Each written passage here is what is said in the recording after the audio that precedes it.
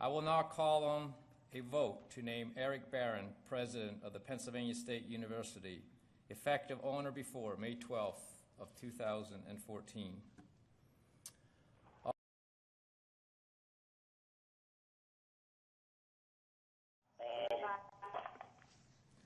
All those opposed signify by the same sign.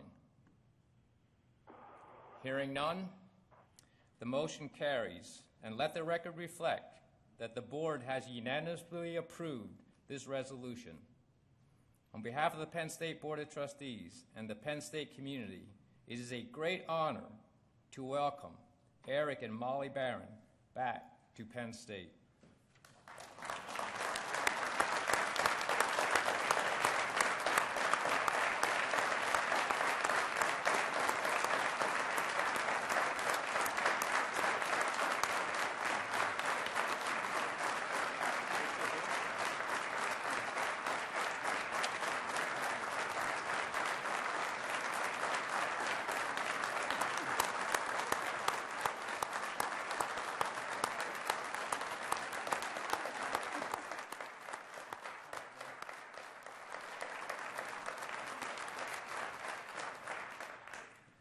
At this time, I'll turn the podium over to our current president, Dr. Rodney Erickson.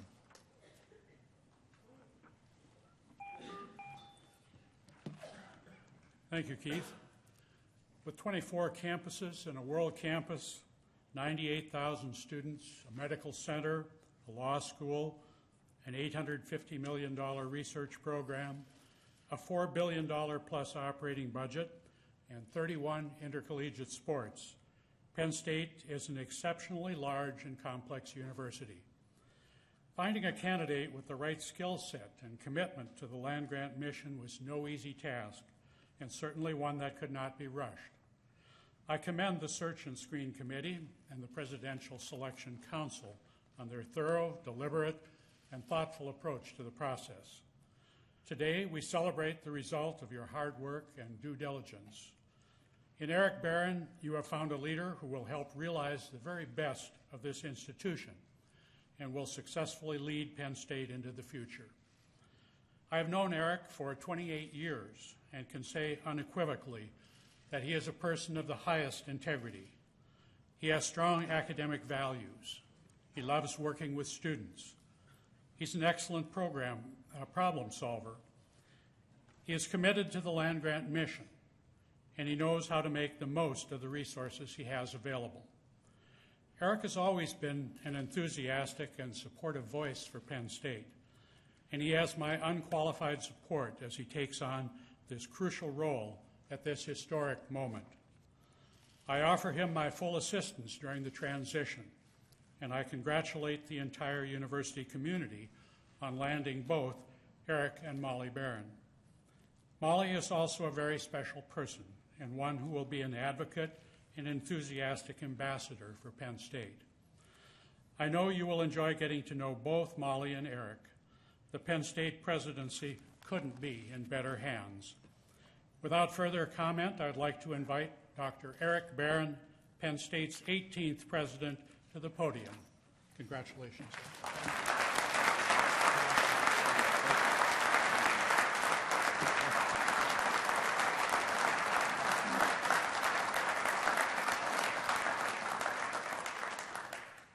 Well, thank you for the honor of leading this truly great university. I am much more than pleased to accept. It's truly my pleasure. My wife, Molly, and I spent 20 years here.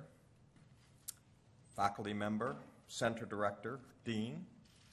In that time, I learned what it meant to continually strive for excellence, to make every year stronger than the year before.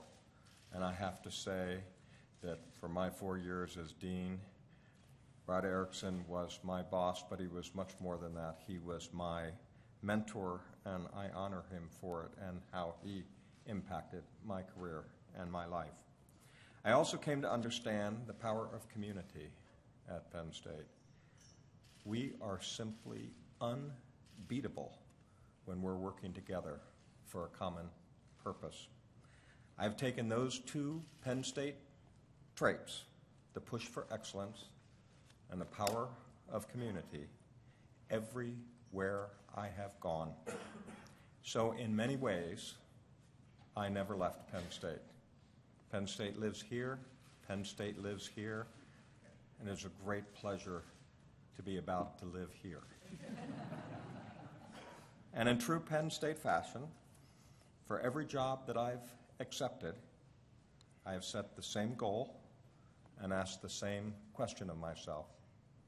How do you make a great institution even better? That defines my job. It reminds me of a story that I like to tell about learning to drive with my father. It was an exercise in constantly correcting and overcorrecting, as you might imagine, driving down the road. And my father said, "Eric, lift your head up instead of driving by looking at the hood ornament." Of course, that dates me, right? Lift your head up and look down the road. And if you look down the road, you will discover that it's much easier to get to where you're trying to go. And at the time, I thought that was a pretty good driving lesson, because when I lifted my head up above that hood ornament, I definitely had a much better driving experience. But I also came to realize that this was a philosophy to live by. Our job, all of our job, is to see down the road, sense the future, and ensure that this great institution is at the forefront of success and achievement. And there are enormous opportunities ahead. And we could sit and talk about them, but I'll just give you a single example. And I hope in the process that you'll forgive me for one more automotive analogy. There should be a universal question in higher education today. Why don't students take full advantage of the breadth and depth of a university? Why don't we take full advantage of all those things we might do as a student? If you view Penn State as sort of the educational equivalent of America's sports car, a blue and white Corvette, if you will, or pick Mustang, you pick the brand that you're most interested in, but you view yourself as that blue and white educational equivalent of America's sports car, we need to ask, why is it that so many students drive at 20 miles an hour when there's so much that is worthwhile? If we can engage students in and outside of the classroom, then I'm absolutely convinced that they'll be happier, they'll make better choices in life, they'll have stronger resumes, and they'll get better jobs. So this is a key opportunity, the opportunity to provide a university and to engage students so that they put this great university through its paces, as opposed to driving at 20 miles an hour. My bet is that Penn State can do this better than any other institution, with incredibly positive outcomes for our students. It's one example, just one example, with more to come, hopefully, with one goal: to make a great university even greater. I want to thank you again for placing your trust in me. My wife Molly and I are a team, and we intend to make you very proud. Thank you. Thank you very much.